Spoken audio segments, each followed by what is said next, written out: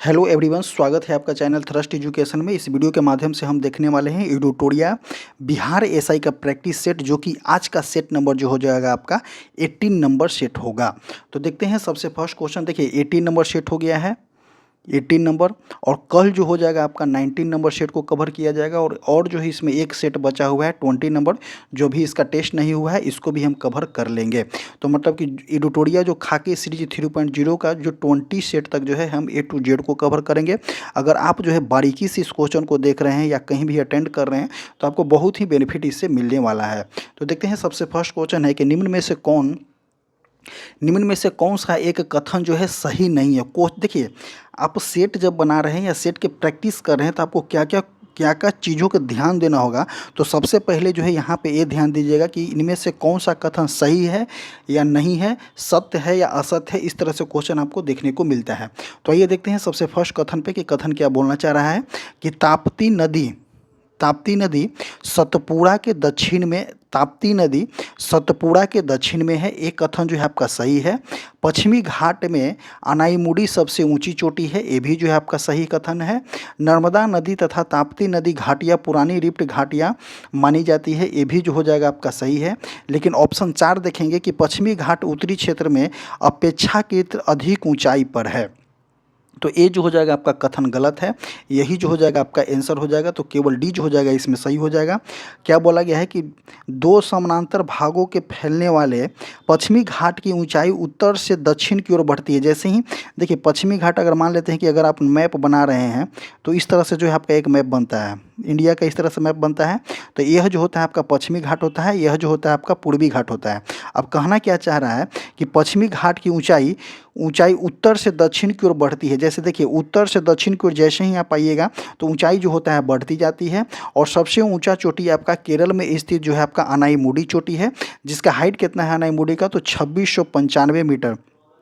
2695 metre जो है अनाईमुड़ी चोटी की हाइट है, जो दक्षिण क्षेत्र में स्थित है। लेकिन ऑप्शन 4 क्या बोला गया है, कथन 4 बोला गया है कि पश्चिमी घाट में उत्तरी क्षेत्र में अपेक्षाकृत अधिक ऊंचाई पर है, जो आपका एक गलत हो जाएगा। तो इसका आंसर जो हो जाएगा आपका ऑप्शन नंबर डी हो जाएगा। ऑप्शन नंबर डी, केवल 4 जो है आपका गलत है। नेक्स्ट क्वेश्चन देखेंगे, क्वेश्चन नंबर 2 कि बिहार राज्य में गंगा के किनारे स्थित जिलों की संख्या कितनी है। क्वेश्चन पूछा गया है कि बिहार राज्य में जो है गंगा के किनारे स्थित जिलों की संख्या कितनी है।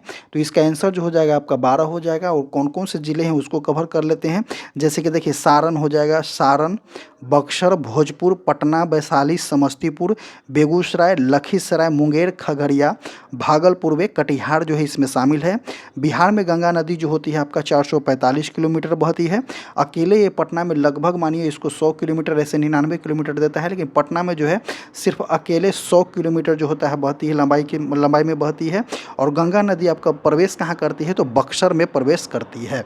नेक्स्ट क्वेश्चन देखते हैं, क्वेश्चन नंबर 3 नंबर कि देखिए दामोदर, कोयल और स्वर्णरेखा नदियाँ निम्न में से किससे निकलती है। तो देखिए पूछा गया है कि दामोदर नदी, कोयल नदी और स्वर्णरेखा नदियाँ निम्न में से किससे निकलती है। तो देखिए यह जो होता है आपका मेघालय के पठार से नहीं निकलता है। मध्य ऊंचा बीच भूमि इसको भी काट दीजिए, दक्कन के पठार भी काट दीजिए। तो दामोदर नदी जो होता है आपका, कोयल नदी और स्वर्णरेखा नदी आपका छोटा नागपुर के पठार से निकलती है। स्वर्णरेखा स्वतंत्र रूप से बंगाल की खाड़ी में गिरती है, जबकि दामोदर हुगली नदी में मिल जाती है। और छोटा नागपुर का पठार आपका झारखंड, उड़ीसा, पश्चिम बंगाल और छत्तीसगढ़ के कुछ हिस्सों में जो होता है आपका बहती है। और देखिए दामोदर नदी को जो है बंगाल का शोक बोला जाता है। नेक्स्ट क्वेश्चन देखते हैं कि भारत के पूर्वी तट पर स्थित, क्वेश्चन को ध्यान से देखिएगा कि भारत के पूर्वी तट पर स्थित सबसे बड़े लेगून झील कौन सी है। तो देखते हैं, देखिए ये भी जो है चिल्का झील जो है आपका पूर्वी तट पे है, पुलकित झील भी जो है आपका पूर्वी तट पे है। लेकिन क्वेश्चन क्या पूछा गया है कि भारत के पूर्वी तट पे स्थित सबसे बड़े लेगून झील कौन सा हो जाता है। तो आपका चिल्का झील है, जो कि आपका उड़ीसा में है। सेकेंड राउंड की अगर बात करते हैं तो आपका पुलकित झील हो जाता है। एक जो है आपका कोलेरू झील दिया गया है, यह मीठे पानी के झील है, जो गोदावरी नदी और कृष्णा नदी के बीच में अवस्थित है। यह भी जो है आपका कहाँ में है, आंध्र प्रदेश में है। और यह है रामसर स्थल, ये जो है आपका आंध्र प्रदेश में है। एक जो दिया गया है आपका किल्लीवेली झील, यह तमिलनाडु में स्थित है। किल्लीवेली झील पुलकित झील के बाद दक्षिण भारत के दूसरे सबसे बड़े खारे पानी की झील है। यह फरवरी 2021 में तमिलनाडु सरकार ने इस झील को पक्षी अभयारण्य के रूप में अधिसूचित किया है। तो देखिए इसमें जितना ऑप्शन दिया गया है ए टू जेड झील जो है आपका ईस्ट साइड में ही है, पूर्वी घाट में ही है, पूर्वी तट पे है। लेकिन सबसे बड़ा झील जो होता है आपका चिल्का झील है। और पुलकित झील को देख लेते हैं कि यह चिल्का झील के बाद देश की दूसरे सबसे बड़े खारे पानी के लेगून है। यह झील जो है आपका आंध्र प्रदेश और तमिलनाडु राज्य पे स्थित है। नेक्स्ट क्वेश्चन देखेंगे, क्वेश्चन नंबर 5 नंबर कि कथन दिया गया है कि काली मिट्टी कपास की खेती के लिए उपयुक्त है। यह कथन जो है आपका सही है। और दूसरा क्या बोला गया है कि इसमें जैव तत्व प्रचुर मात्रा में पाए जाते हैं। तो देखिए काली मिट्टी में जो है आपका किसकी खेती होती है? तो देखिए काली मिट्टी जो होती है कपास के लिए फेमस होता है। यह गहरा काला और से हल्का काला और चेस्टनट की तरह होता है। समानतः इसमें लोहा, चूना, कैल्शियम, पोटास, एल्युमिनियम और मैग्नीशियम कार्बोनेट की प्रचुरता पाई जाती है, परंतु नाइट्रोजन, फास्फोरस और जैव पदार्थ ह्यूमरस की इसमें कमी पाई जाती है। तो देखिए क्वेश्चन क्या पूछा गया है कि कथन ऐसे देखेंगे कि काली मिट्टी कपास खेती के लिए फेमस होता है, ये भी सही है।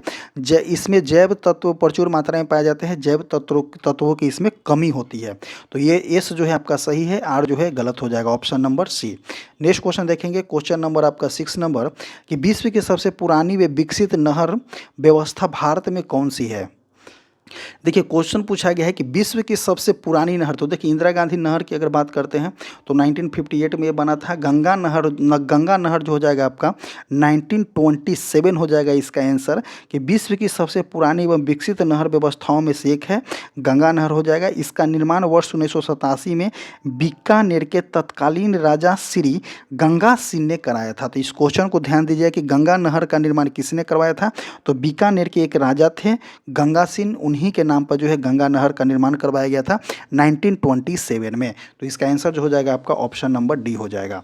नेक्स्ट क्वेश्चन देखेंगे, क्वेश्चन नंबर 7 कि हरित क्रांति में प्रयुक्त मुख्य खाद्य फसल कौन सा है?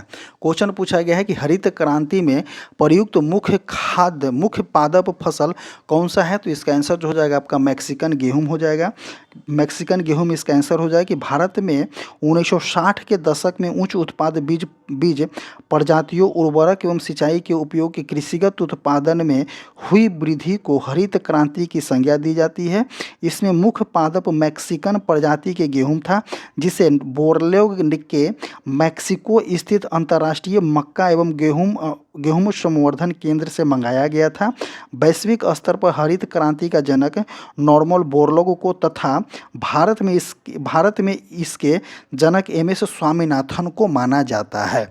अगला क्वेश्चन देखेंगे, और इस बार जो है वर्ष 2024 का जो है इनको भारत रत्न का अवार्ड भी दिया गया है।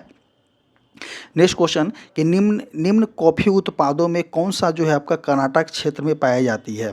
तो देखिए कुर्ग जो है आपका कर्नाटक क्षेत्र में है, चिकमंगलुरु भी जो है आपका कर्नाटक क्षेत्र में है, और बाबा बुदन नगरी भी जो है आपका कर्नाटक क्षेत्र में है। किसके लिए? तो ये सभी जो है कॉफ़ी के लिए फेमस है। बट जो है पुलेन जो है आपका, इसका आंसर जो हो जाएगा आपका पुलेन हो जाएगा। पुलेन जो है आपका कि भारतीय कॉफ़ी बोर्ड के अनुसार कर्नाटक के चिकमंगलुरु जो कि आपका कोगडाकुग्र और हासन जिले, केरल के वायनाड, त्रावणकोर एवं नेल्लीपाथी क्षेत्र, तमिलनाडु के पुलनेज बोला गया है, तो तमिलनाडु हो जाएगा। सेवराई, सेलम, अन्नामलाई कॉफ़ी क्षेत्र के लिए फेमस है। बाबा बुदन कर्नाटक में है। यह भारत में सर्वप्रथम कॉफ़ी के पौधे रोपित किए गए थे। तो भारत में सबसे पहले कॉफ़ी के पौधे कहाँ रोपे गए थे? तो कर्नाटक में रोपे गए थे। कहाँ में? तो बाबा बुदन नगरी में रोपे गए थे। नेक्स्ट क्वेश्चन देखेंगे, क्वेश्चन नंबर 9 जो कि मिलान करने वाला दिया गया है। कॉफ़ी बोर्ड आपका कहाँ में है? तो कॉफ़ी बोर्ड की अगर बात करते हैं तो कॉफ़ी बोर्ड जो हो जाएगा आपका बेंगलुरु हो जाएगा। रबर बोर्ड की बात करते हैं तो आपका कोट्टायम केरल में है। चाय बोर्ड की बात करते हैं तो आपका कलकत्ता में है। और तंबाकू बोर्ड की बात करते हैं तो आंध्र प्रदेश के गुंटूर में है। तो 1 3 4 2 इसका आंसर हो जाएगा। 1 3 4 2 जिस ऑप्शन में है आपका ऑप्शन नंबर बी में है। नेक्स्ट क्वेश्चन देखेंगे, क्वेश्चन नंबर की बात करते हैं तो 10वां नंबर क्वेश्चन देखेंगे कि ज्वालामुखी पर्वत ज्वालामुखी पर्वत माउंट सेंट हेलेनेस कहाँ स्थित है? तो ज्वालामुखी पर्वत माउंट सेंट हेलेनेस जो हो जाएगा आपका संयुक्त राज्य अमेरिका में स्थित है। संयुक्त राज्य अमेरिका के वाशिंगटन राज्य में सिएटल और पोर्टलैंड के पास स्थित है, जो कैस्केड पर्वत श्रृंखला का एक हिस्सा है। कौन सा? तो आपका माउंट सेंट हेलेना। आगे देखते हैं, एक जो है ज्वालामुखी आपका माउंट फूजी जो कि आपका जापान में है, माउंट एटना जो कि आपका इटली में है, इसको यूरोप का सबसे ऊंचा और सक्रिय ज्वालामुखी बोला जाता है। एक जो है आपका किलाउ किलाउ और मोनोलोबा, ये है जो है आपका हवाई द्वीप संयुक्त राज्य अमेरिका में है।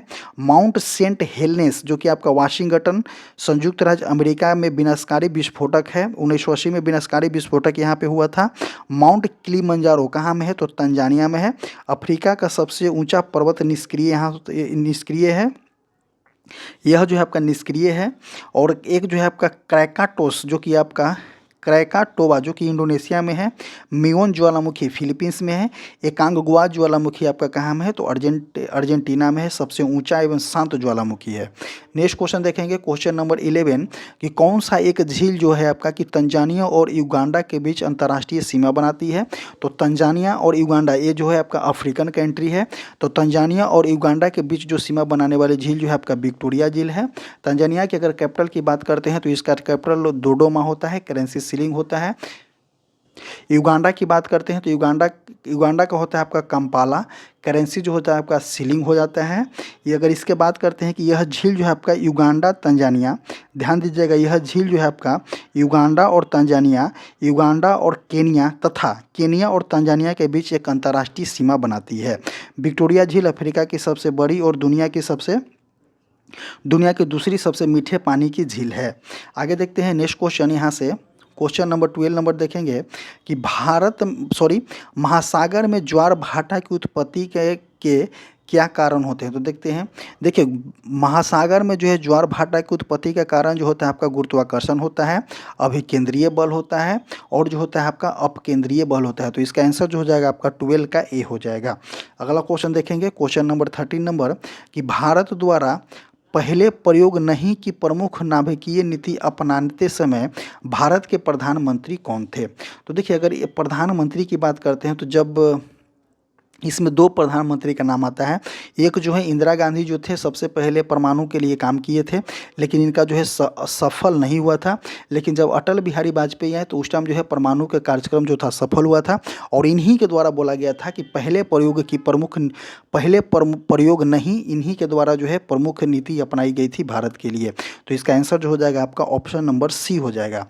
भारत द्वारा 1998 के पोखरण परमाणु परीक्षणों के पश्चात नाभिकीय शस्त्रों के संदर्भ में पहले प्रयोग नहीं, नो फर्स्ट यूज की नीति की घोषणा की गई थी, जिसे जनवरी 2003 में प्रस्तुत भारत के नाभिकीय सिद्धांत के तहत औपचारिक रूप से अपनाया गया था। इस समय भारत के प्रधानमंत्री आपका अटल बिहारी वाजपेयी थे। नेक्स्ट क्वेश्चन देखेंगे, क्वेश्चन नंबर 14 कि मेयर का कार्यकाल कितने वर्ष का होता है? तो मेयर का कार्यकाल जो होता है आपका 5 वर्षों का होता है।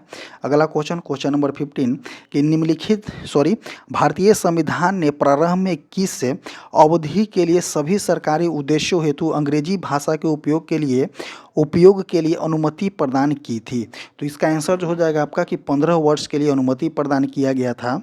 कि भारतीय संविधान के अनुच्छेद 343 के खंड 2 के तहत संविधान के प्रारंभ में 15 वर्ष की अवधि के लिए संघ के उन सभी शासकीय परियोजनाओं हेतु अंग्रेजी भाषा के उपयोग होती अनुमति प्रदान किया गया था। तो सिर्फ और सिर्फ 15 वर्ष के लिए इसको दिया गया था।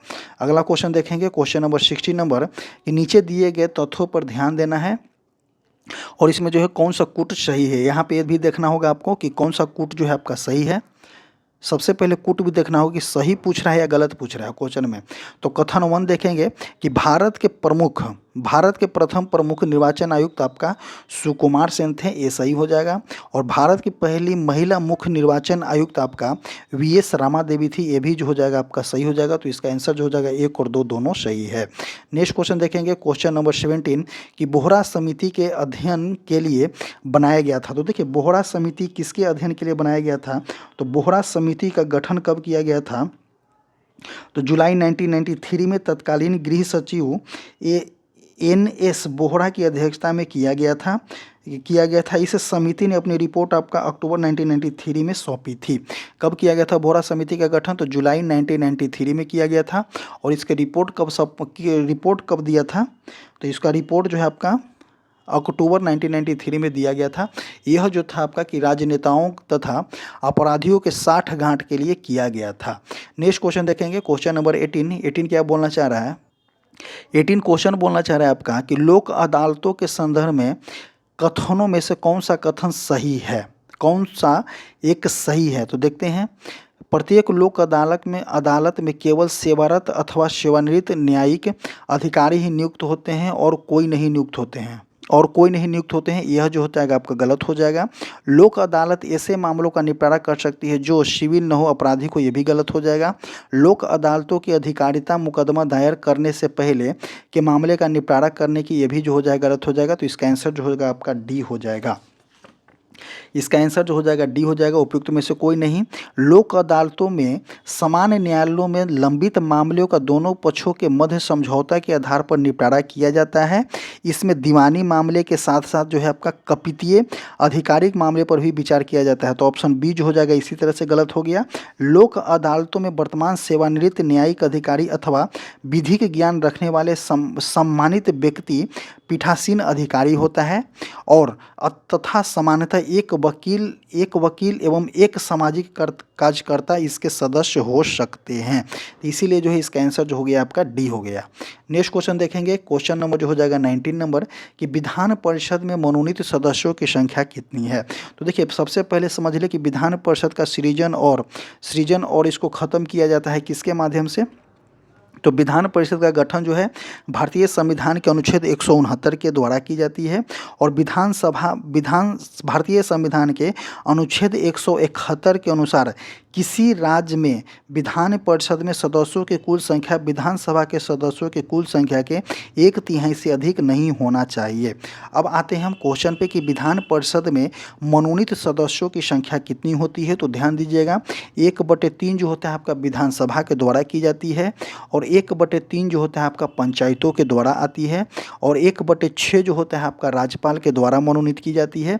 1/12 जो होता है आपका शिक्षकों के द्वारा होता है और 1/12 जो होता है आपका स्नातक विद्यार्थियों के द्वारा होता है, स्नातक छात्रों के द्वारा। तो इसमें क्वेश्चन पूछा गया है कि विधान परिषद में मनोनीत पूछा गया है, तो मनोनीत कौन करेगा? तो राज्यपाल करता है। कितना करता है? तो 1/6 करता है। तो इसका आंसर जो हो जाएगा आपका ऑप्शन नंबर बी हो जाएगा। नेक्स्ट क्वेश्चन, क्वेश्चन नंबर 20 बोला गया है कि निम्न में से कौन सा एक प्रावधान भारतीय संविधान के अंतर्गत संसद के सदस्यों के विशेषाधिकारों तथा उन्मुक्त को निर्धारित करता है? तो अनुच्छेद 117, अनुच्छेद 104, अनुच्छेद 105, अनुच्छेद 182। तो इसका आंसर की बात करते हैं तो इसका आंसर जो हो जाएगा आपका अनुच्छेद 105 हो जाएगा। अनुच्छेद 105 कहता क्या है आपका कि भारतीय संविधान का अनुच्छेद 105 संसद के सदस्यों के विशेषाधिकार और उन्मुक्तियों की शक्ति निर्धारित करती है। अनुच्छेद 117 जो आपका यह धन विधेयक से संबंधित है। अनुच्छेद 104 की बात करते हैं, यह उन सदस्यों से संबंधित है जो संसद के सदस्य के रूप में बैठने या मतदान करने के लिए योग्य नहीं है और उनके द्वारा भुगतान की जाने वाली राशियां से संबंधित है। अनुच्छेद 82 क्या कहता है कि यह परिसीमन से संबंधित है जो निर्वाचन क्षेत्रों में पुनः समायोजन से जुड़ा हुआ है। अगला क्वेश्चन देखेंगे, क्वेश्चन नंबर आपका 21 नंबर कि राज्यसभा को लोकसभा के समान शक्तियाँ किस क्षेत्र में दिया गया है? तो देखिए राज्यसभा को जो है लोकसभा के समान शक्तियाँ आपको किस क्षेत्र में दिया गया है? तो संविधान में संशोधन करने के विषय में दिया गया है। तो इसका आंसर जो हो जाएगा आपका ऑप्शन नंबर ए हो जाएगा। देखिए राज्यसभा के द्वारा सरकार को हटाया नहीं जा सकता है क्योंकि मंत्रिपरिषद जो होते हैं आपका लोकसभा के प्रति उत्तरदायी होते हैं। तो राज्यसभा को इसी तरह से यहाँ से काट दीजिए। और कटौती प्रस्ताव करने के विषय में तो इसको तो दिया ही नहीं गया है। तो इसका आंसर जो हो जाएगा 21 का ए हो जाएगा। नेक्स्ट क्वेश्चन देखेंगे, क्वेश्चन नंबर 22 नंबर कि भारतीय राजनीतिक व्यवस्था में कार्यपालिका खाली स्थान के अधीन रहकर कार्य करता है। तो भारतीय राजनीतिक व्यवस्था में कार्यपालिका जो है आपका विधायिका के अधीन रहकर कार्य करता है। तो इसका आंसर जो हो जाएगा आपका ऑप्शन नंबर सी हो जाएगा 22 का। कि भारत में सांप्रदायिक शासन प्रणाली अपनाई गई है। भारतीय राजनीतिक व्यवस्था में एक जो कार्यपालिका होता है, एक विधायिका के अधीन रहकर कार्य करती है, क्योंकि राजनीतिक कार्यपालिका का गठन विधायिका के सदस्यों में से होता है और कार्यपालिका मंत्रिपरिषद सामूहिक रूप से विधायिका मतलब कि लोकसभा के प्रति उत्तरदायी होते हैं। और यहाँ पे एक दिया गया है आपका कि संघ लोकसभा यूपीएससी जो है आपका एक स्वतंत्र संवैधानिक निकाय है, जिसका मुख्य कार्य सिविल सेवा में भर्ती के लिए परीक्षाओं का आयोजन करना होता है। ये एक चुनाव आयोग होता है, यह चुनाव करवाता है, यह जो होता है चुनाव कराने का कार्य करता है। और एक जो है आपका न्यायपालिका जो है आपका न्याय मिलती है। नेक्स्ट क्वेश्चन देखेंगे, क्वेश्चन नंबर 23 नंबर देखेंगे कि निम्न में से कौन सा संवैधानिक विशेषाधिकार राष्ट्रपति को नहीं है। तो देखते हैं कि देखिए राष्ट्रपति जो है प्रधानमंत्री को नियुक्ति करते हैं, यह सही होता है। लोकसभा को भंग करते हैं, यह भी सही होता है। साधारण बिल पर पुनर्विचार के लिए लौटाते हैं, यह भी सही होता है। लेकिन राष्ट्रपति जो है आपका वित्तीय बिल को पुनर्विचार के लिए नहीं लौटाते हैं। तो इसका 23 का आंसर जो हो जाएगा आपका सी हो जाएगा। नेक्स्ट क्वेश्चन देखेंगे, क्वेश्चन नंबर 24 नंबर कि निम्न में से किस बाद में उच्च न्यायालय ने धारणा प्रस्तुत की कि उद्देशिका संविधान का भाग है। ऑप्शन नंबर 1 देखेंगे मल्लक सिंह बनाम state of Punjab. Option number B देखेंगे एस आर बोम्मई बनाम union of India. Option C देखेंगे कि बनारसी दास बनाम state of UP. Option D जो हो जाएगा आपका कि यूनियन ऑफ इंडिया बनाम डॉक्टर कोहली। क्वेश्चन क्या पूछा गया है कि उच्च न्यायालय ने धारणा प्रस्तुत किया कि उद्देशिका संविधान का भाग नहीं है।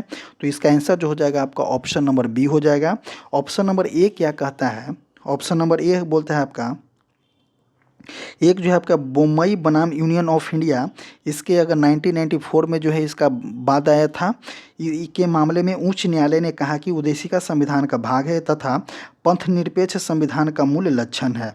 एक जो है आपका इसमें केशवानंद भारती बनाम केरल राज्य 1973 के मामले में भी बहुमत से दिए गए निर्णय में उद्देशिका को संविधान का भाग माना गया था। नेक्स्ट क्वेश्चन देखेंगे, नेक्स्ट क्वेश्चन हो जाएगा 25 नंबर क्वेश्चन क्या बोला गया है कि बिहार सरकार के द्वारा एक करंट अफेयर का क्वेश्चन है कि बिहार सरकार के द्वारा एड्स को ख़त्म करने का लक्ष्य रखा गया है। तो बिहार सरकार के द्वारा एड्स को ख़त्म करने का लक्ष्य जो है आपका 2030 तक रखा गया है। और इससे रिलेटेड कुछ देख लेते हैं कि एड्स को ख़त्म करने का लक्ष्य जो है 2030 तक रखा गया है। हेपेटाइटिस को पूरी तरह से ख़त्म करने का लक्ष्य जो है 2030 तक रखा गया है। सौर ऊर्जा से लगभग 20% बिजली पानी का लक्ष्य आपका 2030 तक रखा गया है। बिहार सरकार शून्य कार्बन उत्सर्जन करने का लक्ष्य 2040 तक रखा है। बिहार का ग्रीन हाउस गैस उत्सर्जन में वृद्धि का लक्ष्य 2070 तक रखा है। टीबी को पूरी तरह से ख़त्म करने का लक्ष्य जो है 2025 तक है। हर खेत पानी का लक्ष्य 2025 तक है। बिहार की पहली नदी जोड़ो परियोजना कोसी मैची लिंक को पूर्ण करने का लक्ष्य जो है 2029 तक रखा गया है। और बिहार में खसरा रूबेला को खत्म करने का लक्ष्य आपका 2026 तक रखा गया है। नेक्स्ट क्वेश्चन देखेंगे, क्वेश्चन नंबर 26 नंबर कि एशियन गेम 2026 का आयोजन आपका कहाँ में किया गया है। तो आपका जापान में किया गया है। जापान के अगर कैपिटल की बात करते हैं तो टोक्यो होता है, करेंसी येन होता है। रसिया के मॉस्को होता है, करेंसी रूबेल होता है। चाइना के बीजिंग होता है, करेंसी युआन होता है। नेक्स्ट क्वेश्चन देखेंगे, क्वेश्चन नंबर 27 नंबर कि प्रत्येक वर्ष अंतर्राष्ट्रीय जैव विविधता दिवस 22 मई को मनाया जाता है। वर्ष 2025 का थीम क्या था, तब प्रकृति के साथ सामंजस्य और सतत विकास जो था इसका थीम था। 27 का ए हो जाएगा। नेक्स्ट क्वेश्चन 28 नंबर कि हमारी परंपरा हमारी विरासत पहल किस राज्य सरकार के द्वारा शुरू किया गया है। तो हमारी परंपरा हमारी विरासत पहल जो हो जाएगा आपका झारखंड सरकार के द्वारा शुरू की गई है। नेक्स्ट क्वेश्चन 29 नंबर कि वित्त मंत्री निर्मला सीतारमण के अनुसार केंद्रीय बजट 2025-26 का मुख्य विषय क्या था। तो वित्त मंत्री निर्मला सीतारमण के अनुसार केंद्रीय बजट 2025-26 का मुख्य विषय जो था आपका सबका विकास था। ऑप्शन ए हो जाएगा।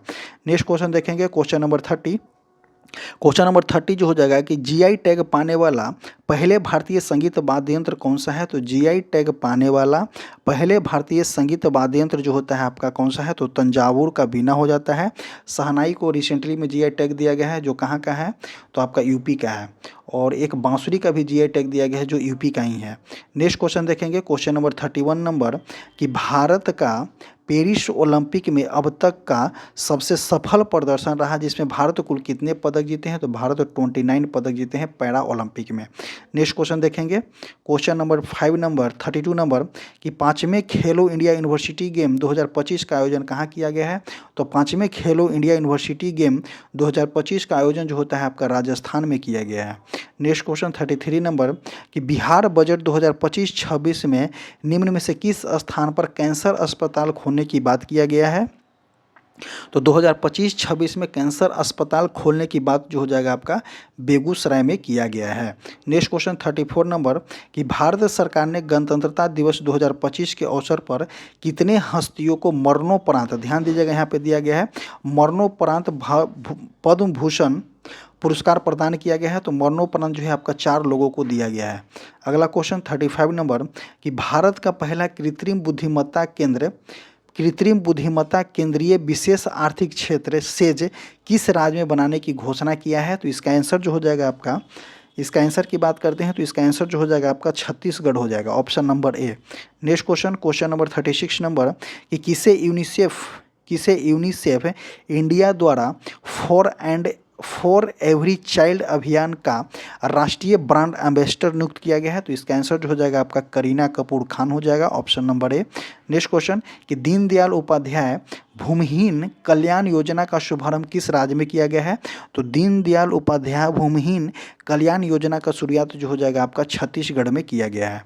अगला क्वेश्चन देखेंगे 38 नंबर कि जलवायु परिवर्तन के कारण चर्चा में रहा याला ग्लेशियर, ध्यान दीजिएगा कि याला ग्लेशियर जो विलुप्त होने के कगार पे है, यह ग्लेशियर किस देश में स्थित है?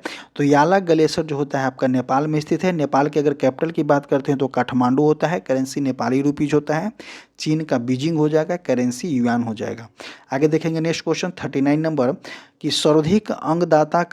सर्वाधिक अंगदान का पुरस्कार किस राज्य को प्रदान किया गया है? तो सर्वाधिक अगर अंगदाता का पुरस्कार जो होता है आपका तेलंगाना राज्य को दिया गया है। अगला क्वेश्चन देखेंगे क्वेश्चन नंबर 40 कि डॉक्टर ऐश्वर्या पंडित द्वारा संपादित पुस्तक इंडिया रेंसा द मोदी डिकेड का विमोचन किसके द्वारा किया गया है? तो आपका होम मिनिस्ट्री अमित शाह के द्वारा की गई है। नेक्स्ट क्वेश्चन 41 नंबर कि इफ्को ने अपना पहला विदेशी नैनो उर्वरक संयंत्र किस देश में लगाने की घोषणा किया है? तो इफ्को के द्वारा जो है अपना पहली विदेशी नैनो उर्वरक संयंत्र लगाने की घोषणा जो है आपका ब्राजील में किया गया है, ऑप्शन नंबर ए हो जाएगा। नेक्स्ट क्वेश्चन नंबर 42 नंबर कि मिलन अभ्यास 2026 और इसका आयोजक स्थल पूछा गया है। तो मिलन अभ्यास 2026 आपका कहाँ में हुआ है? तो विशाखापट्टनम में हुआ है, तो 4 हो जाएगा। मित्र शक्ति 2025 अभ्यास कहाँ में हुआ है? तो आपका बेलगामी कर्नाटक में हुआ है, 2 हो जाएगा। अखंड प्रहार कहाँ में हुआ है? तो आपका जैसलमेर में हुआ है।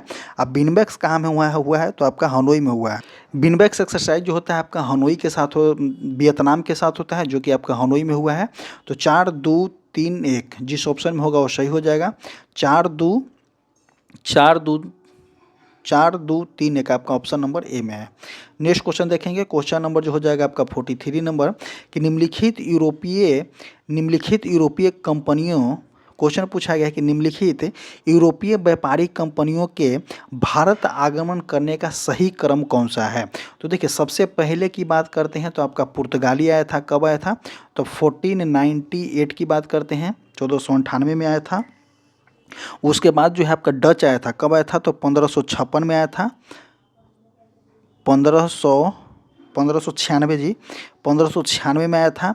उसके बाद ब्रिटिश की बात करते हैं तो 1600 ईस्वी में अपना कंपनी लगाया था।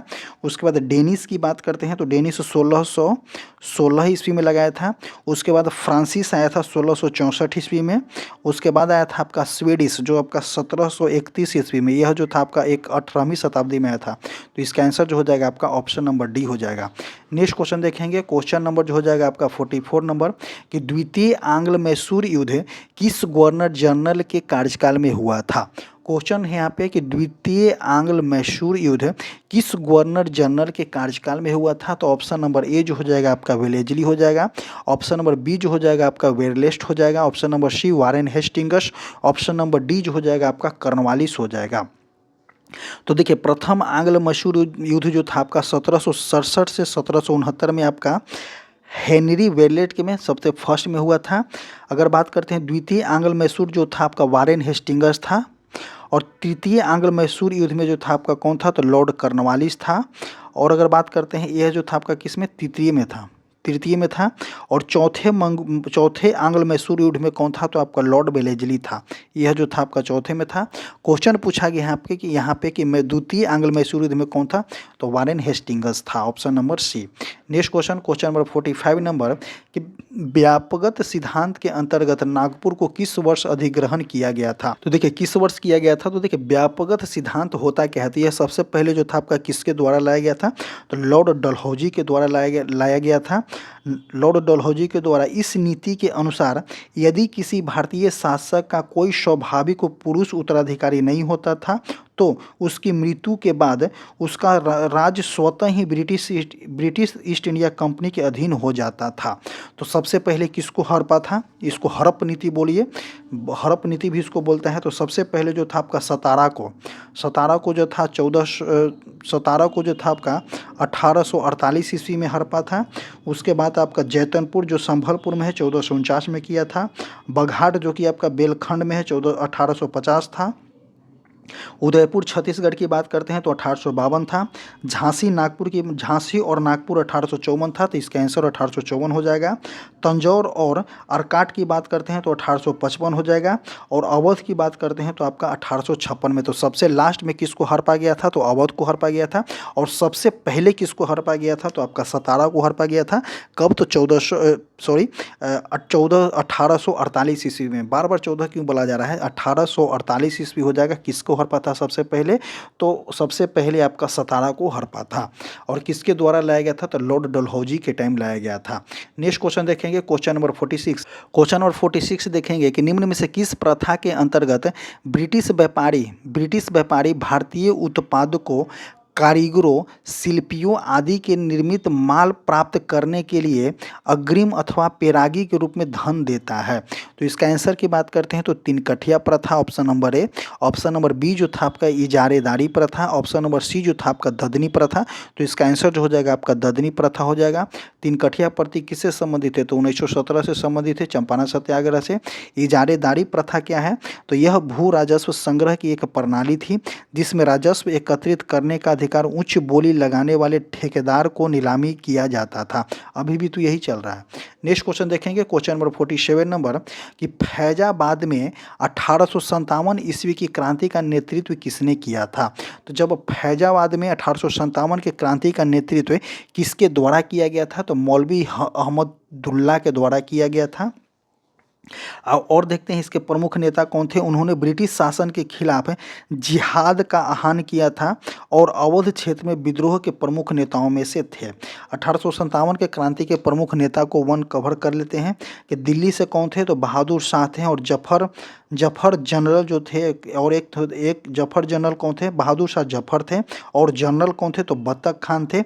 उसके दमनकर्ता कौन था दिल्ली में, तो निकोलसन और हडसन था। कानपुर की बात करते हैं तो आपका नाना साहेब तात्या टोपे और अजीमुल्ला खान था, जो कि कैंपबेल के द्वारा दमन किया गया था। लखनऊ जो कि अवध में कौन थे, तो बेगम हजरत महल थे, कैंपबेल के द्वारा दमन की गई थी। झांसी और ग्वालियर में कौन थे, तो रानी लक्ष्मीबाई और तात्या टोपे थे। यह जो होता है आपका हीरोज के द्वारा दमन किया गया था। बिहार में जगदीशपुर में कौन थे, तो बाबू वीर कुंवर सिंह थे, अमर सिंह थे। इनके द्वारा दमन किया गया था। तो विलियम टेलर और आयर के द्वारा दमन की गई थी। बरेली के कौन थे, तो खान बहादुर खान थे, कैंपबेल के द्वारा दमन किया गया था। और इलाहाबाद और बनारस के कौन थे, तो मौलवी लियाकत अली थे और कर्नल नील के द्वारा दमन किया गया था। तो दमनकर्ताओं का नाम भी कभी कभी आपको देखने को मिलता है, कभी कोई नहीं, मैक्सिमम आपको देखने को मिलता है। आगे देखेंगे कि प्रार्थना समाज का संस्थापक संस्थापना किसने किया था? तो प्रार्थना समाज की संस्थापना जो है आपका 1867 ईस्वी में 1867 ईस्वी में जो है आपका आत्माराम पांडुरंग के द्वारा किया गया था। प्रार्थना समाज के प्रमुख उद्देश्य थे आपका कि एक ईश्वर की पूजा को बढ़ावा देना और मूर्ति पूजा और जाति व्यवस्था जैसे सामुदायिक बुराइयों को खत्म करना और महिला शिक्षा और विधवा पुनर्विवाह जैसे सामाजिक सुधारों की वकालत करना था।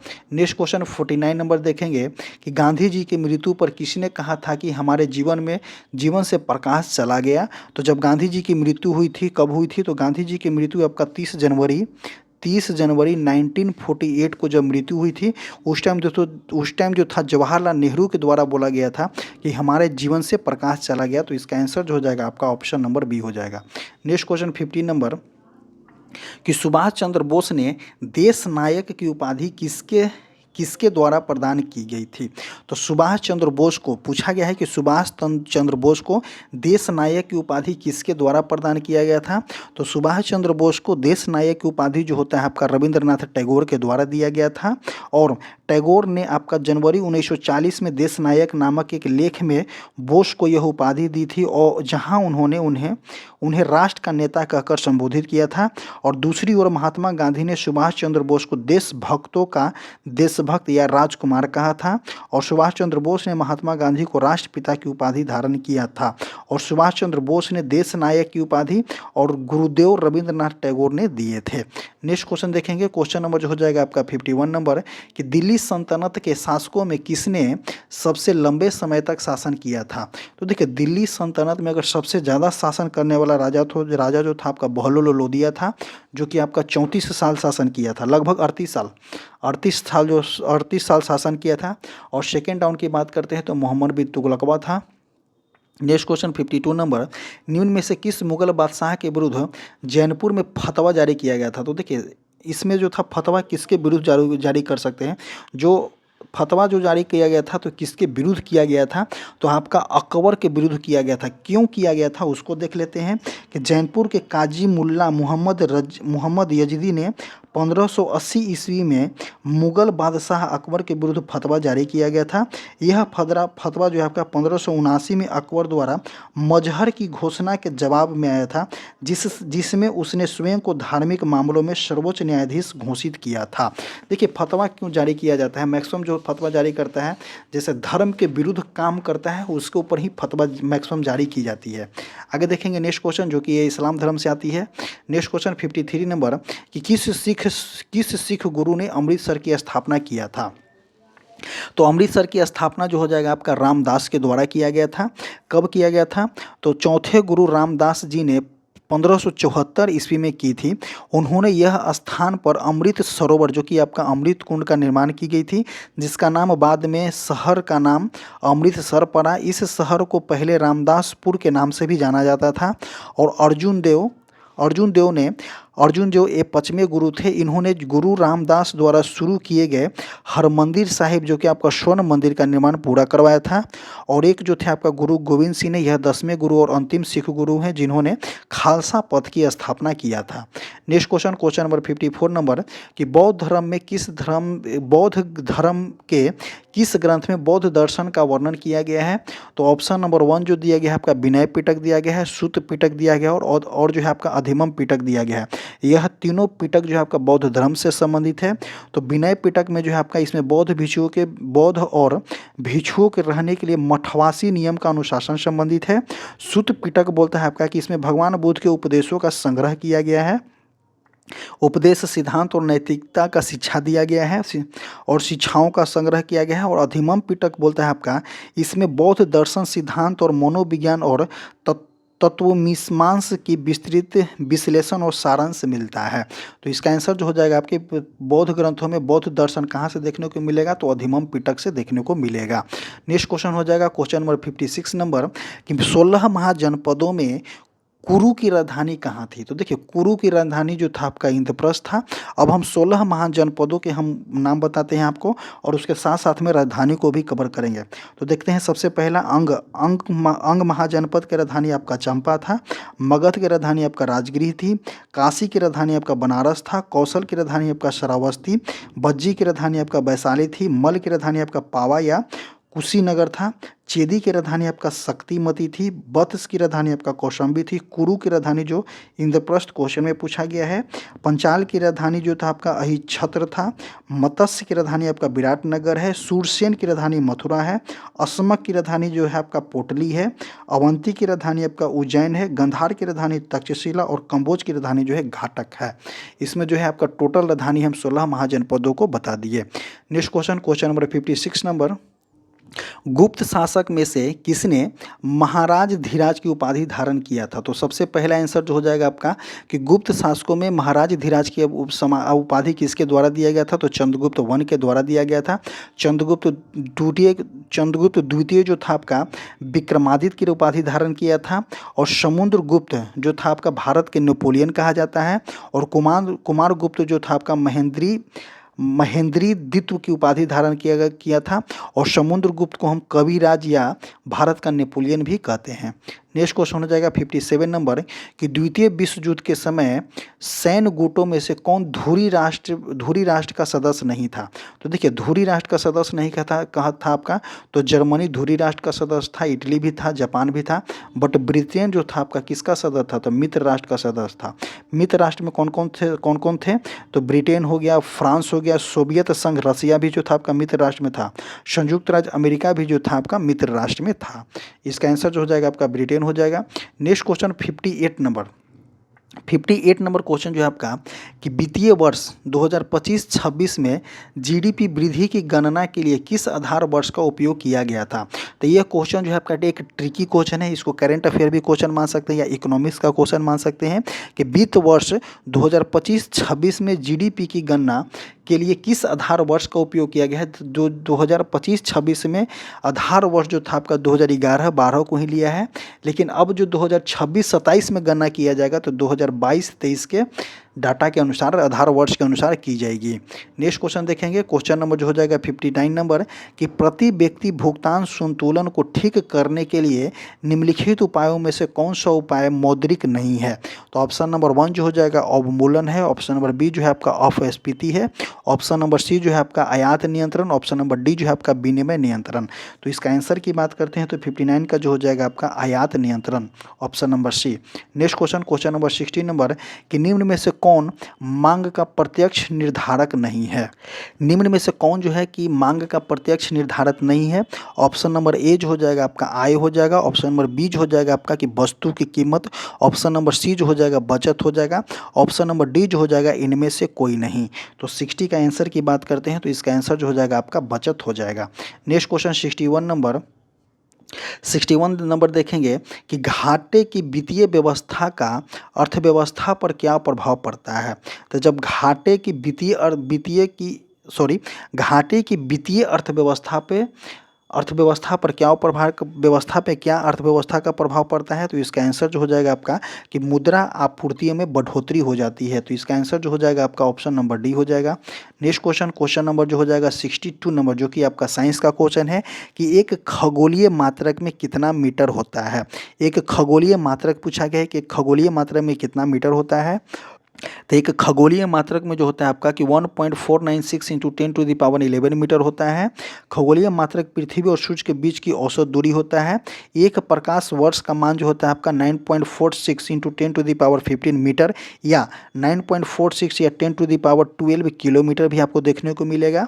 एक जो आपका प्रकाश वर्ष जो होता है प्रकाश वर्ष दूरी मापने की इकाई होती है। एक पारसेक बराबर जो होता है आपका 3.08 इंटू 10⁻16 मीटर होता है आपका एक पारसेक बराबर, या 3.26 जो होता है आपका प्रकाश वर्ष होता है। नेक्स्ट क्वेश्चन देखेंगे, क्वेश्चन नंबर 63 नंबर कि निम्न में से कौन सा जो है आपका अदिश राशि नहीं है? जो देखते हैं सदिश राशि नहीं है। तो बल और आघूर्ण यह जो है आपका कौन सा राशि है? बल और आघूर्ण जो है आपका सदिश राशि है। त्वरण जो है आपका सदिश राशि है। संवेग भी जो है आपका सदिश राशि है। लेकिन लंबाई जो होता है आपका सदिश राशि नहीं है।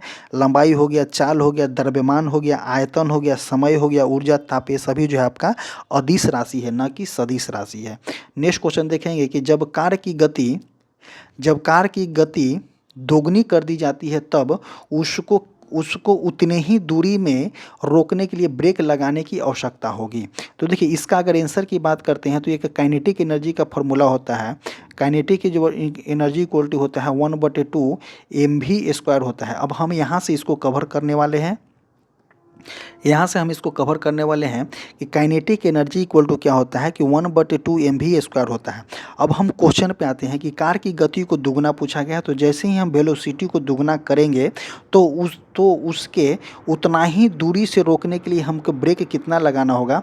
तो देखिए जब वेलोसिटी दुगना हो गया है तो बल कितना लगाना होगा, हमके चौगुना लगाना होगा, तभी तो हमारा बैलेंस हो सकता है। वेलोसिटी के सापेक्ष हमारा जो है बल जो है आपका बल जो है जो हम लगा रहे हैं बल वहाँ पे जो बैलेंस हो सकता है। तो इसका आंसर जो हो जाएगा आपका 4 गुना हो जाएगा। तो इसका आंसर जो हो जाएगा आपका ऑप्शन नंबर बी हो जाएगा। नेक्स्ट क्वेश्चन देखेंगे, क्वेश्चन नंबर 65 नंबर कि गामा किरण की खोजकर्ता निम्न में से कौन है। तो गामा किरण की खोजकर्ता की बात यहाँ पे पूछा गया है, तो गामा किरण की खोजकर्ता जो आपका पॉल विलियर्ड हो जाएगा। Next question, question number 66 number कि भाप इंजन में निम्नलिखित में से किस सिद्धांत पे कार्य करता है। तो देखिए विद्युत जनरेटर को काट दीजिए, जब भाप इंजन हम यूज करें तो विद्युत जनरेटर को काटिए। विद्युत जनरेटर का काम क्या है, मैकेनिकल एनर्जी को इलेक्ट्रिकल एनर्जी में कन्वर्ट करना। बर्नौली तरल गति सिद्धांत, इसको भी काट दीजिए। न्यूटन के तृतीय गति नियम आप जानते हैं, क्रिया के बराबर विपरीत प्रतिक्रिया, ये भी हटा दीजिए। तो ऊष्मा गतिकी के सिद्धांत पर जो है आपका भाप इंजन काम करती है। तो ऑप्शन नंबर डी जो हो जाएगा आपका सही हो जाएगा। नेक्स्ट क्वेश्चन 67 नंबर, 67 क्वेश्चन बोल रहा है आपका कि निम्न में से कौन सी युक्ति जो है आपका कि यांत्रिक ऊर्जा को ध्वनि ऊर्जा में रूपांतरित करती है। यांत्रिक ऊर्जा के पूछा गया है, जैसे कि देखिए जैसे कि हम गिटार बजा रहे हैं, सितार बजा रहे हैं, तो वहाँ पे हम हाथ से यांत्रिक ऊर्जा देते हैं, और गिटार जो होता है आपका ध्वनि ऊर्जा उत्पन्न करती है। तो इसका आंसर जो हो जाएगा आपका सी हो जाएगा। लाउड स्पीकर क्या करता है, तो लाउड स्पीकर जो है आपका क्या करता है, इलेक्ट्रिकल एनर्जी से ध्वनि एनर्जी कन्वर्ट करता है। माइक्रोफोन क्या करता है, तो माइक्रोफोन जो है आपका ध्वनि से इलेक्ट्रिकल कन्वर्ट करता है। ध्वनि से इलेक्ट्रिकल कन्वर्ट करके लाउड स्पीकर को देगा, लाउड स्पीकर क्या करेगा, इलेक्ट्रिकल से फिर ध्वनि कन्वर्ट करेगा। नेक्स्ट क्वेश्चन हो जाएगा क्वेश्चन नंबर 68 नंबर कि घरों में अचार के परिरक्षण के लिए कौन सा अम्ल का यूज किया जाता है। तो जब देखिए ऑक्जेलिक एसिड किस में सबसे ज़्यादा मिलता है, तो टमाटर में हो जाएगा। नाइट्रिक अम्ल को हटा दीजिए। सिट्रिक अम्ल जो होता है आपका खट्टे फल में देखने को मिलता है। तो देखिए घरों में अचारों को परिरक्षण के लिए हम एसिटिक एसिड का यूज करते हैं। एसिटिक एसिड या सिरका भी इसको बोला जाता है, सिरका का यूज करते हैं।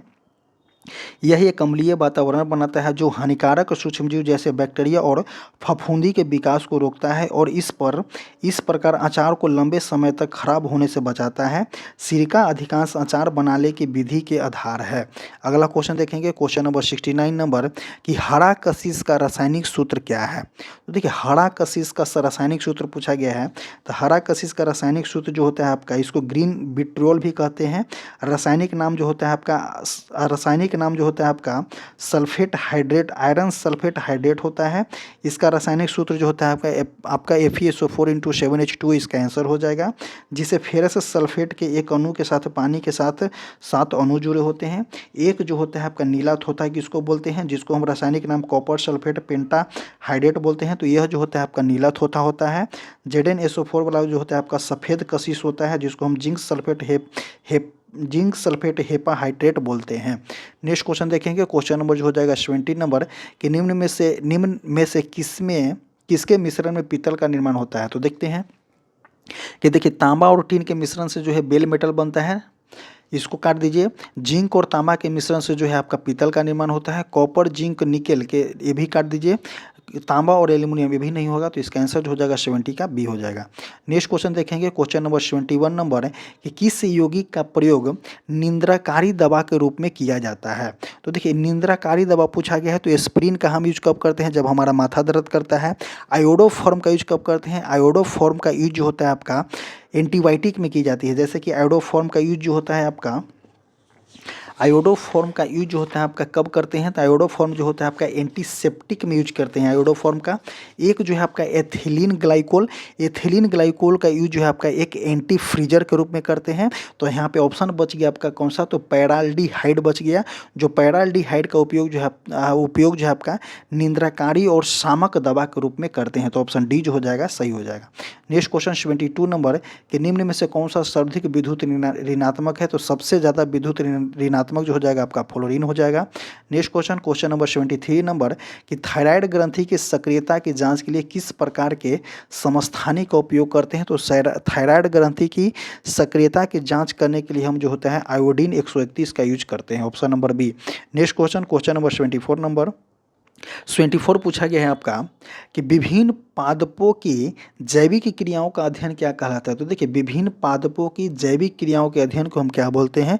तो फिजियोलॉजी बोला जाता है। ऑप्शन नंबर जो हो जाएगा यहाँ पे डी हो जाएगा। नेक्स्ट क्वेश्चन देखेंगे क्वेश्चन नंबर 75 नंबर कि निम्न में से कौन सा प्रमुख जीव मोलास्का संघ के अंतर्गत आता है? तो मोलास्का संघ के अंतर्गत जो है आपका घोंघा आता है, स्क्विड आ जाएगा, कौड़ी आ जाएगा, तो उपयुक्त में से सभी हो जाएगा, option number D number. Next question number 26 number कि केला और खजूर में कौन सा प्रचुर मात्रा में पाया जाता है? तो देखिए केला में जो है आपका केला में कार्बोहाइड्रेट भी प्रचुर मात्रा में पाया गया है, बट केला एवं खजूर दोनों में पूछा गया है और प्रचुर मात्रा में पाया जाता है तो आपका पोटेशियम जो होता है आपका प्रचुर मात्रा में देखने को मिलता है। नेक्स्ट क्वेश्चन देखेंगे कि निम्नलिखित में से कौन सा विटामिन जल में घुलनशील माना जाता है? तो देखिए जल में घुलनशील विटामिन पूछा गया है कि जल में घुलनशील विटामिन कौन सा है? तो इसका एक ट्रिक याद कीजिए, OBC, इस तरह से जो है इसका एक ट्रिक याद कीजिए। देखिए OBC याद करने का मतलब क्या है? ओ जो देखिए वाटर ड्रॉप का सिंबल जो है आपका एक इस तरह से होता है, O की तरह जो है आपका वाटर ड्रॉप का सिंबल होता है। तो O वाटर में कौन से विटामिन घुलनशील है? तो बी और सी जो है आपका विटामिन घुलनशील है। ओबीसी जो है आपका एक कास्ट आप जो जनरल लाइन में है तो ओबीसी का मालूम होगा ही, ओबीसी एक जो है आपका डोमिनेट करता है, एक कम्युनिटी को डोमिनेट करता है, तो ओबीसी से याद कीजिए, OBC। ओ इस तरह से याद कीजिए कि ओ जो है आपका एक प्रकार का ओ जो है ओ का सिंबल वाटर की तरह है, वाटर ड्रॉपलेट की सिंबल जो होता है आपका एक ओ की तरह होता है लगभग, और बी और सी जो है आपका उसमें घुलनशील होता है, तो OBC इस तरह से याद कीजिए। तो विटामिन में घुलनशील कौन सा है? तो ये बी और सी है, और विटामिन में घुलनशील जो है आपका बी और सी है। और जो आपको बता दें कि वसा में जो होता है आपका AED के जो रेस्ट बच गया जो वसा में घुलनशील है। नेक्स्ट क्वेश्चन 78 नंबर कि जिमी कंद का प्रयोग भाग कौन सा होता है? तो आपका धनकंद हो जाएगा। नेक्स्ट क्वेश्चन 79 नंबर कि निम्न मानव हार्मोन में किसके द्वारा सोने जागने को चक्र को नियंत्रित करता है? तो देखिए सोने और जागने के चक्र को नियंत्रित किसके द्वारा किया जाता है? तो मेलाटोनिन हार्मोन के द्वारा की जाती है। नेक्स्ट क्वेश्चन 80 नंबर जो कि आपका मिलान करने वाला दिया गया है कि न्यूमोनिया किसके कारण होता है? तो देखिए न्यूमोनिया रोग जो होता है आपका किसके कारण होता है? निमोनिया रोग जो होता है मुख्य रूप से जो है जीवाणु के कारण होता है। एथलेटिक फुट जो होता है आपका कवक के कारण होता है। इन्फ्लुएंजा जो हो जाएगा आपका वायरस के कारण होता है। मलेरिया जो होता है आपका प्रोटोजोआ के कारण होता है, तो मलेरिया जो है आपका प्रोटोजोआ के कारण होता है। तो 3, 1, 4, 2 जिस ऑप्शन में होगा वो सही हो जाएगा, तो 3, 1, 4 जो आपका ऑप्शन नंबर सी में है। नेक्स्ट क्वेश्चन देखेंगे क्वेश्चन नंबर जो हो जाएगा आपका 81 नंबर कि निम्न में से किसने विटामिन सी की खोज किया था? तो विटामिन सी की खोज किसके द्वारा किया गया है? तो आपका सेंट ग्योर्गो के द्वारा किया गया है, ऑप्शन नंबर बी हो जाएगा विटामिन सी की खोज। नेक्स्ट क्वेश्चन देखेंगे क्वेश्चन नंबर की बात करते हैं 82 नंबर कि बिना ऑक्सीजन के एवरेस्ट की चोटी पर पहुंचने वाला प्रथम भारतीय कौन था? बिना ऑक्सीजन के एवरेस्ट की चोटी पर पहुंचने वाला प्रथम भारतीय जो था आपका कौन था? तो शेरपा फुदरोजी था। कब चढ़ा है? तो आपका 5 मई 1984 को बिना किसी अनुपूरक ऑक्सीजन के माउंट एवरेस्ट के शिखर पर पहुँचने वाला पहला व्यक्ति बना था। उन्होंने दक्षिण पूर्व रिज मार्ग से अकेले यह चढ़ाई किया था। आगे इसमें देखते हैं एक जो है आपका तेंजिंग नारोंग और एडमंड हिलरी ने आपका 1853 में एवरेस्ट पर पहली सफल चढ़ाई के दौरान पूरक ऑक्सीजन का उपयोग किया था। नेक्स्ट क्वेश्चन देखेंगे क्वेश्चन नंबर 83 नंबर कि चंद्रमा के दक्षिणी ध्रुव पर राष्ट्रीय ध्वज फहराने वाला प्रथम देश कौन सा है? तो देखिए चंद्रमा के दक्षिणी ध्रुव पर पूछा गया है और राष्ट्रीय ध्वज फहराने वाला प्रथम देश जो होता है आपका कौन सा है? तो आपका भारत है। नेक्स्ट क्वेश्चन हो जाएगा क्वेश्चन नंबर 84 नंबर कि सफ़ेद लिली निम्न में से किस राष्ट्रीय चिन्ह का प्रतीक है?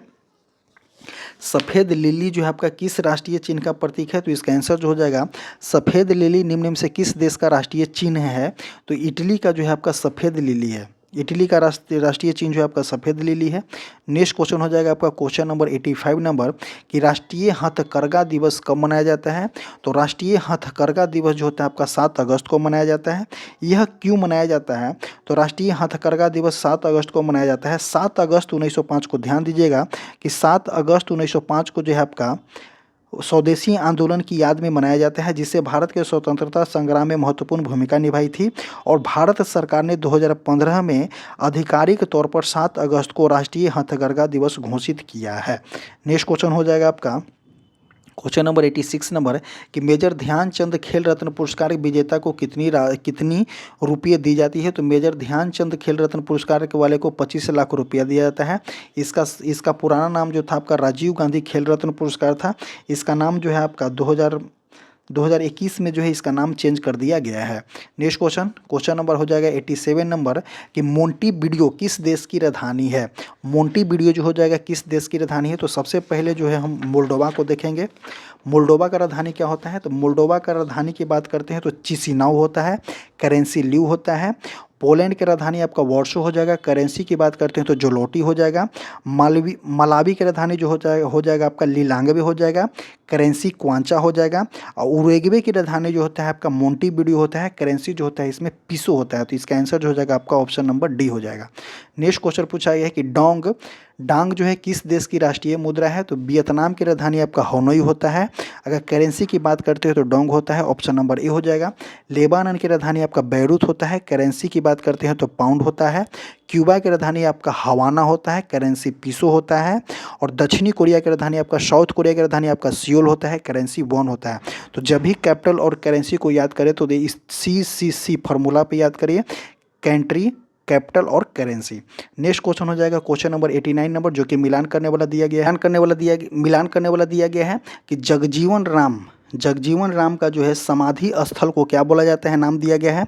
तो जगजीवन राम के समाधि स्थल को जो है आपको क्या बोला गया है। तो इसको बोला गया है आपका समता भूमि बोला गया है। शंकर दयाल शर्मा के समाधि स्थल को आपका कर्म भूमि बोला गया है। इंदिरा गांधी के समाधि स्थल को आपका शक्ति स्थल बोला गया है। और राजीव गांधी के समाधि स्थल को आपका वीर भूमि बोला गया है। तो 2, 3, 4, 1 जिस ऑप्शन में होगा वो सही हो जाएगा। 2, 3, 4, 1 आपका ऑप्शन नंबर बी में है। अगला क्वेश्चन देखेंगे। अगला क्वेश्चन नंबर 90 कि which type of noun is laughter का नाउन कौन सा हो जाएगा। तो इसमें जो हो जाएगा अब अब्स्ट्रैक्ट हो जाएगा, option number A. Next question what is the meanings of idioms a dark horse's. ये डार्क हॉर्सेज का आइडम पूछा गया है। तो ये अननोन जीनियस, ऑप्शन नंबर ए हो जाएगा, एन अननोन जीनियस। नेक्स्ट देखेंगे क्वेश्चन नंबर 92 नंबर के निम्नलिखित शब्दों में से कौन सा शब्द जो है गुणवाचक विशेषता है। तो गुणवाचक विशेषता कौन सा है। तो इसका आंसर जो हो जाएगा उचित जो है आपका गुणवाचक विशेषता है। 93 देखते हैं कि सरल वाक्यों को संयुक्त वाक्य में बदलना है। तो बच्चा दौड़कर मेरे पास आया। तो बच्चा दौड़ा और मेरे पास आया, यह जो हो जाएगा सही हो जाएगा। जो ही बच्चा दौड़ाए गलत हो जाएगा, जैसे ही बच्चा दौड़ाए भी गलत हो जाएगा। बच्चा दौड़ा और मेरे पास आया, यह तो कथन ही दिया गया है। तो बच्चा दौड़ा और मेरे पास आया, ऑप्शन नंबर डी जो हो जाएगा सही हो जाएगा, क्योंकि ये दोनों एक दूसरे को संयुक्त कर रहा है, जोड़ रहा है। और जो यहाँ पे लगा ये दोनों वर्ड को जोड़ रहा है। बच्चा दौड़ा और मेरे पास आया और की वजह से जुट रहा है। 94 देखेंगे कि निम्न में से कौन सा कर्मधारन समास है। तो कर्मधारन समास की बात करते हैं तो आपका आंसर जो हो जाएगा 94 का ए हो जाएगा, नील गगन। अब देखेंगे 60 नंबर, फिर 95 जो मैथमेटिक्स है। ये सभी क्वेश्चन को आपको खुद को करना है। 96, 97, 98 ये सभी मैथमेटिक्स है। ये सभी क्वेश्चन को आपको खुद करना है। और इसी तरह से जो है आपका आज का सेट नंबर जो है आपका 18 समाप्त होता है। आपको वीडियो कैसा लगा कमेंट करके ज़रूर बताइएगा। और जो हमारा टेलीग्राम चैनल है, कमेंट बॉक्स और डिस्क्रिप्शन बॉक्स में लिंक पिन कर दिया गया है। ईच एंड एवरी क्वेश्चन को आप कॉन्सेंट्रेट होकर के देखिए, बहुत ही बेनिफिट यहाँ से आपको मिलने वाला है। अब जो रेस्ट दो सेट और बच गया है, 90 सेट तो कल हो जाएगा, लेकिन 20 सेट जो है आपका 16 तारीख को कंप्लीट करा दी जाएगी। इसी तरह से जो होता है आपका आज का वीडियो समाप्त होता है। Thank you.